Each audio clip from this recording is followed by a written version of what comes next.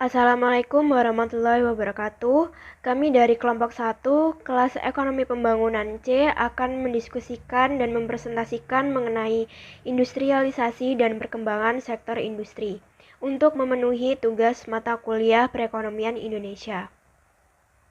Sebelumnya, anggota dari kelompok kami yang pertama ada Umi Nadia dengan NIM 103, yang kedua adalah Dimas Misbahul Munir dengan NIM 104, yang ketiga adalah Rilmia Octavian dengan NIM 105. Yang keempat adalah Rosa Afriska dengan NIM 109. Yang kelima ada Cahyani dengan NIM 112. Yang keenam ada Lina Anggreni dengan NIM 113. Yang ketujuh adalah Syafira Adenin dengan NIM 117. Yang kedelapan adalah Anissa Mayangsari dengan NIM 131. Yang kesembilan adalah Rio Ananda dengan NIM 142. Dan yang terakhir adalah Yonanda Yuda Pratama dengan NIM 152. Yang pertama yaitu pengertian industri. Industri menurut Islam adalah tempat untuk melakukan aktivitas proses pengolahan dari produksi, biasanya berkaitan dengan apa yang diproduksi. Lalu menurut para ahli tokoh Islam, yang pertama yaitu menurut Al-Mahfur Wahid, industri dilihat dari segi industri itu sendiri merupakan hak milik pribadi. Lalu menurut Ahmad Ivan Solihin, yang dimaksud dengan industri adalah kegiatan ekonomi yang menghasilkan barang atau jasa. Lalu menurut Undang-Undang Nomor 5 Tahun 1984 tentang perindustrian, industri adalah kegiatan ekonomi yang mengolah bahan mentah, bahan baku, barang setengah jadi, dan barang jadi menjadi nilai yang lebih tinggi untuk penggunanya, termasuk kegiatan rancang bangun dan perekayasaan industri. Lalu yang keempat yaitu menurut Kamus Ilmiah Populer, yaitu industri adalah kerajinan atau usaha produk suatu barang. Lalu menurut Hadi Sastrawan yang mengutip pendapat para ahli, di antara Teguh S. Pambudi mengatakan industri adalah sekelompok perusahaan yang bisa menghasilkan sebuah produk yang dapat saling menggantikan antara yang satu dengan lainnya. Lalu yang keenam yaitu dari beberapa paparan tentang pengertian industri di atas, maka dapat disimpulkan bahwa industri adalah tempat untuk mengelola sebuah usaha baik barang atau jasa sehingga dapat mendatangkan sebuah keuntungan bagi pelaksananya. Yang selanjutnya yaitu mengenai klasifikasi industri. Klasifikasi industri yang pertama yaitu berdasarkan bahan baku. Berdasarkan bahan baku, industri dibedakan menjadi 3. Yang pertama ada industri ekstraktif, yaitu industri yang sumber bahan bakunya berasal dari alam, seperti industri pertanian, industri pertambangan, dan industri perikanan.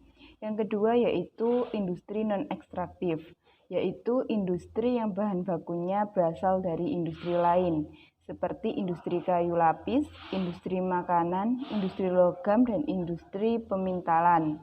Yang ketiga yaitu industri fasilitatif, yaitu industri yang menjual jasa kepada konsumennya, seperti industri pariwisata, industri keuangan, dan industri perdagangan. Selanjutnya yaitu klasifikasi industri yang selanjutnya yaitu berdasarkan proses produksi. Yang pertama ada industri hulu yang merupakan industri yang hanya mengelola bahan mentah menjadi barang setengah jadi. Industri ini hanya menyediakan input untuk kegiatan industri lain seperti industri kayu lapis, aluminium, dan baja. Yang kedua ada industri hilir yang merupakan industri yang mengelola barang setengah jadi menjadi barang jadi, sehingga barang yang dihasilkan dapat dikonsumsi oleh konsumen, seperti industri otomotif dan industri peralatan elektronik. Klasifikasi industri berdasarkan tenaga kerja. Yang pertama, industri rumah tangga, yaitu industri yang menggunakan tenaga kerja kurang dari 4 orang dengan modal yang sangat terbatas, dan pemilik atau pengelola industrinya biasanya kepala rumah tangga itu sendiri atau anggota keluarganya. Misalnya industri anyaman, industri kerajinan, industri tempat tempe tahu, dan industri makanan ringan. Yang kedua yaitu industri kecil. yang merupakan industri yang tenaga kerjanya berjumlah sekitar 5-19 orang dengan modal yang digunakan relatif kecil. Tenaga kerjanya berasal dari lingkungan sekitar dan umumnya masih memiliki hubungan saudara. Misalnya industri genteng, industri batu bata, dan industri pengolahan rotan. Yang ketiga yaitu industri sedang, merupakan industri yang tenaga kerjanya berjumlah sekitar 20-99 orang dengan memiliki keterampilan. Modal yang digunakan cukup besar dan pimpinan perusahaan harus memiliki kemampuan manajerial. Misalnya industri konveksi, industri bordir, dan industri keramik.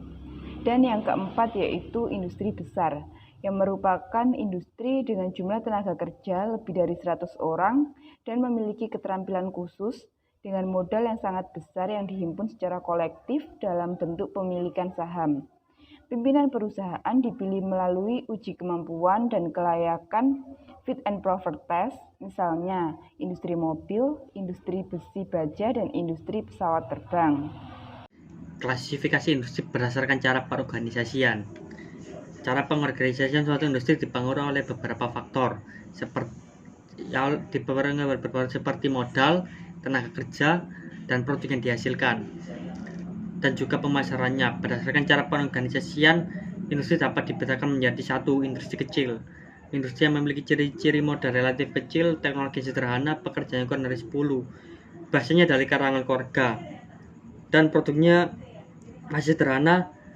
Lokasi pemasarannya juga masih terbatas atau berskala lokal, misalnya industri kerajinan, industri makan ringan. Lalu yang kedua yaitu industri menengah, yaitu industri yang memiliki ciri-ciri modal relatif besar, teknologi cukup maju tetapi masih terbatas, pekerja antara 10-100 orang, tenaga kerja tidak tetap, dan lokasi pemasarannya relatif lebih luas. Lalu yang ketiga yaitu industri besar, industri yang memiliki ciri-ciri modal sangat besar, teknologi canggih dan modern, organisasinya teratur, tenaga kerja dalam jumlah banyak dan terampil. Lalu klasifikasi industri berdasarkan surat keputusan Menteri Perindustrian. Selain pengklasifikasian industri tersebut di atas, ada juga pengklasifikasian industri berdasarkan surat keputusan Menteri Perindustrian nomor 9/1/1945 yang dikeluarkan oleh Departemen Perindustrian dan Perdagangan. Adapun pengklasifikasian adalah sebagai berikut, yaitu 1. Industri kimia dasar seperti industri semen, obat-obatan, kertas, pupuk, dan lain sebagainya. Yang kedua yaitu industri mesin dan logam dasar, misalnya industri pesawat terbang, kendaraan bermotor, tekstil, dan lain-lain. Lalu yang ketiga itu industri kecil, yaitu industri seperti roti, kompor minyak, makanan ringan, es, minyak goreng curah, dan lain-lain. Yang keempat yaitu aneka industri, industri pakaian, industri makanan dan minuman, dan lain-lain. Yang kelima yaitu industri pariwisata seperti wisata seni dan budaya, wisata alam, wisata pendidikan, dan wisata kota. Baik, yang selanjutnya adalah konsep dan tujuan industrialisasi. Dalam sejarah pembangunan ekonomi, konsep industrialisasi berawal dari revolusi industri pertama pada pertengahan abad 18 di Inggris, dengan penemuan metode baru untuk pemintalan dan penenunan kapas yang menciptakan spesialisasi dalam produksi dan meningkatkan produktivitas dan faktor produksi yang digunakan. Nah, setelah itu, inovasi dan penemuan baru dalam pengolahan besi dan mesin uap yang mendorong inovasi dalam pembuatan antara lain besi baja, kereta api, dan kapal tenaga uap. Selanjutnya, revolusi industri kedua yaitu pada akhir abad 18 dan awal abad 19 dengan berbagai perkembangan teknologi dan inovasi membantu laju industrialisasi. Setelah Perang Dunia Kedua, muncul berbagai teknologi baru seperti produksi massal dengan menggunakan assembly line, tenaga listrik, kendaraan bermotor, penemuan barang sintesis, dan revolusi teknologi komunikasi, elektronik, bio, komputer, maupun penggunaan robot.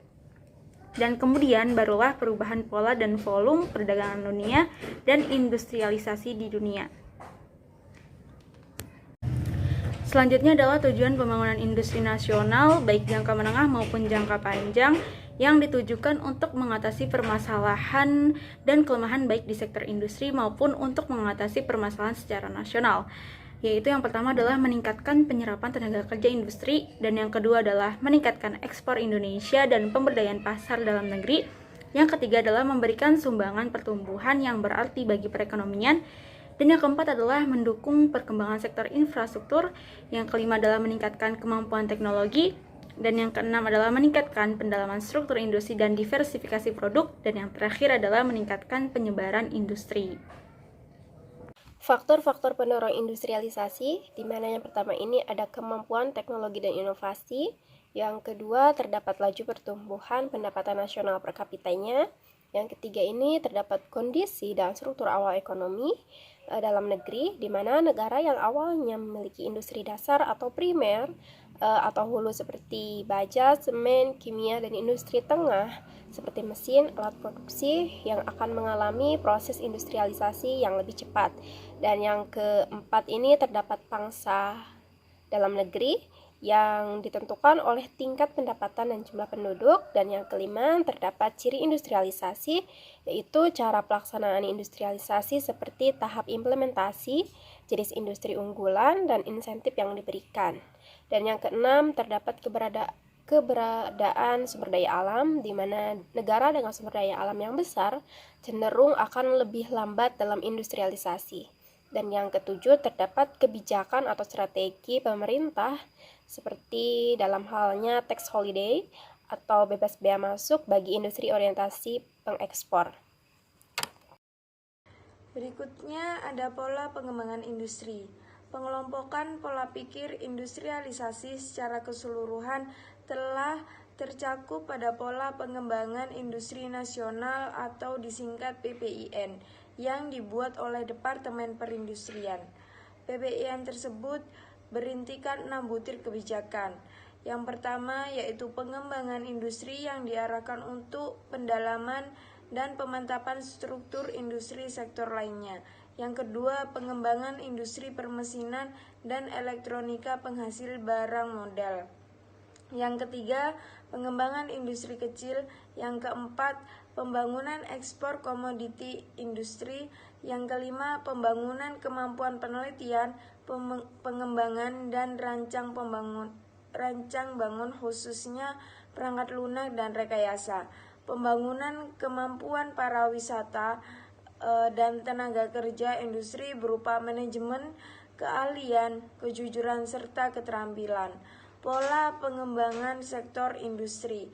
Adanya pola pengembangan sektor industri yang layak berkembang di dunia sekarang, di mana negara-negara yang kaya sumber daya alam seperti Amerika Serikat dan Jerman Barat lebih banyak menggunakan pengembangan pasar dalam negeri atau inward looking strategi. Sedangkan negara-negara miskin sumber daya alam seperti Jerman, Singapura, Hong Kong, Taiwan, dan Korea Selatan menganut pola pengembangan pasar luar negeri, yakni atau outward looking strategi.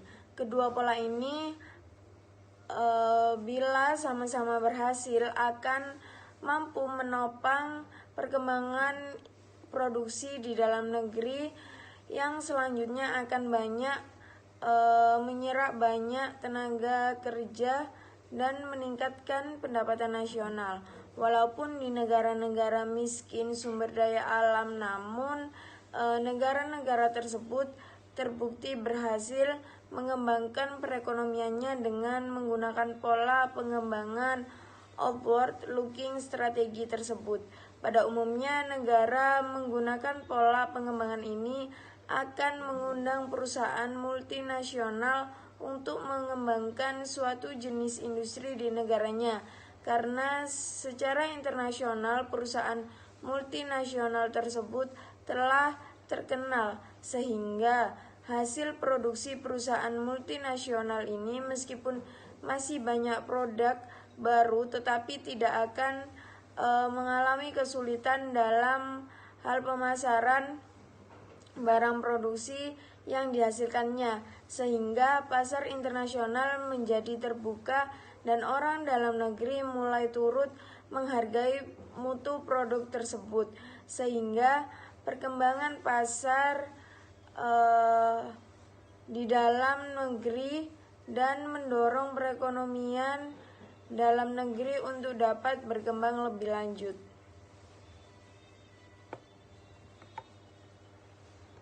Dan pembahasan selanjutnya adalah perkembangan sektor industri manufaktur nasional. Dan industri manufaktur memberikan kontribusi terbesar pada kenaikan pertumbuhan ekonomi di Indonesia yang mencapai 7,07% pada triwulan 2 tahun 2021. Nah, di periode ini, sektor manufaktur sendiri mencatatkan pertumbuhan sebesar 6,91% meskipun mengalami tekanan akibat COVID-19. Dan Kementerian Perindustrian atau Kemenprin fokus untuk mendukung sektor manufaktur untuk bangkit dari kondisi kontraksi dan kembali tumbuh secara positif, serta menjadi kontributor pertumbuhan ekonomi nasional. Sektor manufaktur sendiri juga memberikan kontribusi terbesar terhadap produk domestik bruto atau PDB nasional pada triwulan 2 tahun 2021. Di antaranya yaitu ada 17,34% yang terdiri dari yang pertama industri makanan dan minuman sebesar 6,66%. Dan yang kedua adalah industri kimia, farmasi dan obat tradisional sebesar 1,96%. Yang ketiga adalah industri barang logam, komputer, barang elektronik, optik dan peralatan listrik sebesar 1,57%, serta alat industri dan angkutan yaitu sebesar 1,46%. Dan yang terakhir adalah industri tekstil dan pakaian sebesar 1,05%. Dan selanjutnya, sektor industri manufaktur banyak negara berkembang mengalami perkembangan yang cukup pesat. Untuk melihat sejauh mana perkembangan industri manufaktur di Indonesia selama ini, dapat dilihat perbandingannya dengan sektor yang sama di negara-negara lain, khususnya dalam negara yang tergabung dalam ASEAN. Laju pertumbuhan output rata-ratanya termasuk tinggi di negara-negara ASEAN lainnya. Dan juga menurut survei yang dilakukan oleh HIS Market PMI atau Purchasing Managers Index, manufaktur Indonesia terbaru di bulan September berada di level 52,2 setelah menurun di bulan Juli dan Agustus karena pandemi COVID-19. Namun Indonesia berada di peringkat kedua dengan PMI tertinggi setelah Singapura se-ASEAN. Kondisi manufaktur di seluruh negara ASEAN secara umum relatif stabil. Dan pada bulan September 2021, PMI ASEAN sebesar 50 dan Indonesia berada di urutan kedua setelah Singapura yang berada di urutan pertama, yaitu sebesar 53,4. Dan setelah Singapura dan Indonesia, peringkat ketiga adalah negara Filipina yang PMI manufakturnya mencapai 50,9. Oke, selanjutnya kita akan bahas mengenai permasalahan dalam industri manufaktur. Di sini ada 9 permasalahan, yaitu yang pertama itu sulitnya memprediksi permintaan produk. Masalah utama yang sering terjadi dalam yang dihadapi oleh produsen yang tidak memiliki pelopor canggih, buat mereka tidak tahu seberapa banyak produk yang memang harus dipersiapkan untuk beberapa bulan ke depan. Hal ini membuat kebutuhan pun tidak sesuai. Nah, selanjutnya yaitu yang kedua, kesulitan mengontrol persediaan. Masalah selanjutnya yang sering terjadi dalam industri manufaktur ialah terkait pengelolaan persediaan. Namun dengan adanya bantuan solusi otomatis, tentu saja proses ini menjadi lebih sederhana. Gitu. Yang selanjutnya, yaitu yang ketiga, itu kesulitan meningkatkan efisiensi dalam pabrik. Nah, dalam hal ini beberapa dari pabrik memilih untuk mengurangi kualitas produk agar biaya yang jualan tidak membengkak. Namun hal ini justru mengurangi kepuasan pembeli dan tidak ingin memerlukan pembelian terhadap produk tersebut gitu. Nah, selanjutnya yang keempat yaitu kesulitan dalam meningkatkan ROI. Nah, dari sini tentu saja setiap produsen ingin meningkatkan ROI dengan mudah. Namun hal ini susah karena kondisi ekonomi yang tidak menentu membuat daya tarik konsumen juga tidak bisa saja gitu ya, bisa saja menurun. Nah, selanjutnya yaitu kurangnya tenaga kerja yang berkualitas. Dalam industri manufaktur, hal ini tentu saja sering dialami bukan. Hal ini terjadi karena pekerja manufaktur yang berkualitas sudah mulai meninggalkan pekerjaan mereka memilih pekerjaan yang sekiranya dapat menunjang kebutuhan mereka. Nah, selanjutnya yaitu kesulitan mengelola prospek penjualan. Kesalahan yang sering terjadi ialah melakukan prospek dengan cara yang sama. Namun tahukah hal ini jika setiap prospek harus dilakukan secara khusus? Hal ini karena karakter preferensi dan kebutuhan masing-masing itu berbeda. Selanjutnya yaitu bingung dengan teknologi baru.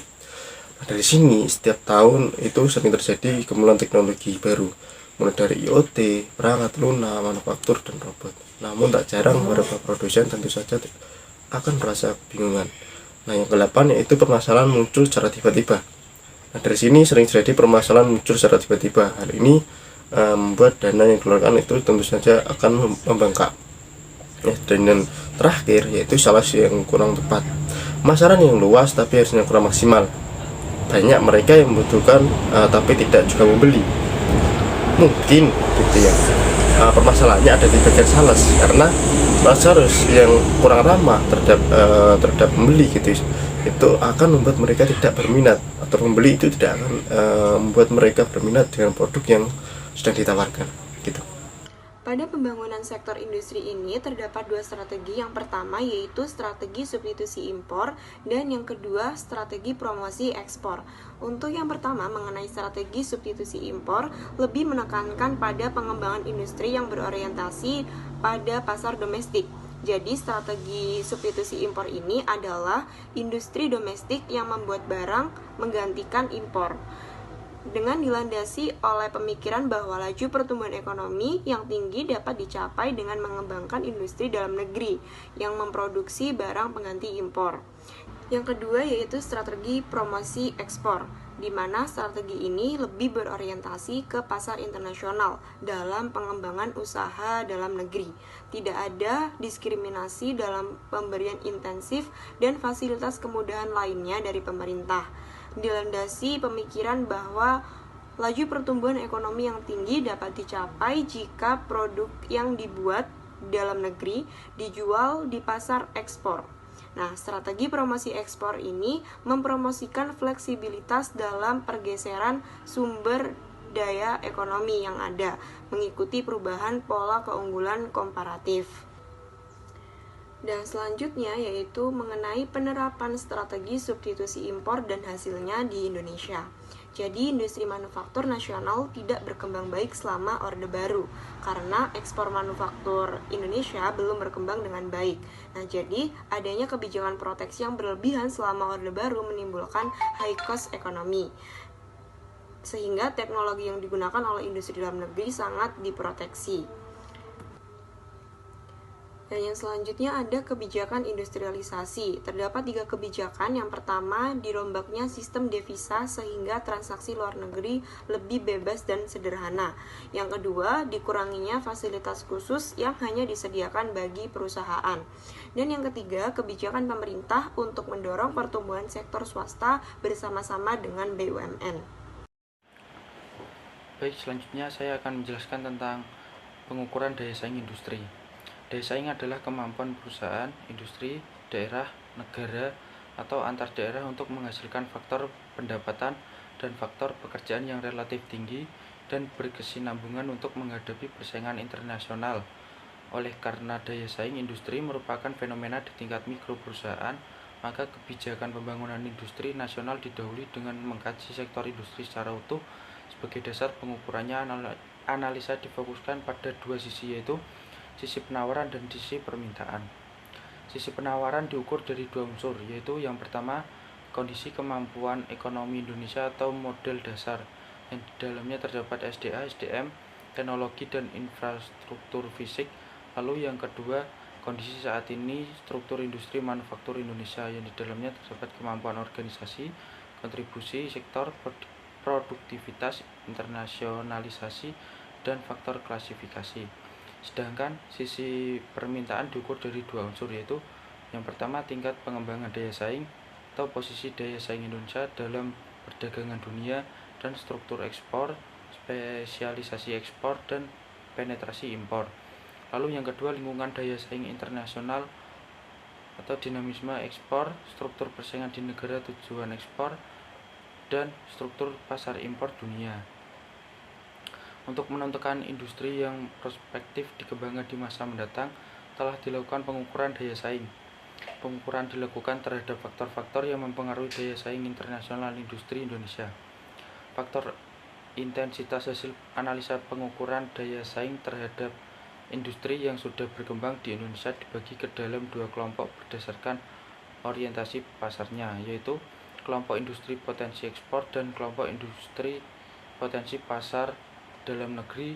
Selanjutnya, kedua kelompok tersebut dibedakan kembali atas 4 kategori sebagai berikut. Yang pertama, industri padat sumber daya alam, yang kedua industri padat tenaga kerja, yang ketiga industri padat modal, lalu yang terakhir industri padat teknologi. Dalam studi kasus yang coba kami bahas ini terdapat analisis kebijakan pembangunan industri berbasis aglomerasi atau kawasan industri, di mana dalam studi kasusnya ini memaparkan bahwa pertumbuhan sektor industri non-migas di Indonesia cenderung mengalami penurunan pada beberapa tahun terakhir ini, termasuk proporsinya terhadap total produksi domestik bruto atau PDB. Program utama pemerintah yang menjadi flagship untuk pembangunan industri adalah pengembangan 14 kawasan industri prioritas di luar Pulau Jawa, di mana dengan pertimbangan untuk pemerataan pembangunan industri ini sekaligus meningkatkan populasi industri besar dan cenderung yang jumlahnya juga cenderung stagnan dalam beberapa tahun terakhir ini. Namun, di dalam studi kasus ini ditemukan oleh peneliti bahwa kebijakan ini belum didukung oleh persiapan dan perencanaan yang matang, di mana yang dibuktikan dengan kurangnya perkembangan hampir seluruh KIP yang ada atau kawasan.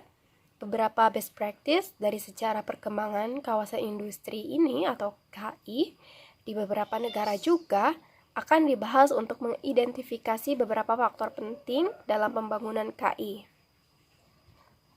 Ditemukan studi akhir dari hasil analisis studi kasus ini bahwa mereka merekomendasikan perbaikan pola kebijakan dalam perencanaan pembangunan sektor industri, di mana tahap-tahapan umum dari pembangunan KI atau kawasan industri ini berikutnya harus dengan langkah-langkah yang diperlukan terhadap existing KIP yang sedang dibangun. Yang selanjutnya dari mainstream kebijakan yang diperlukan untuk pengembangan industri berbasis kawasan.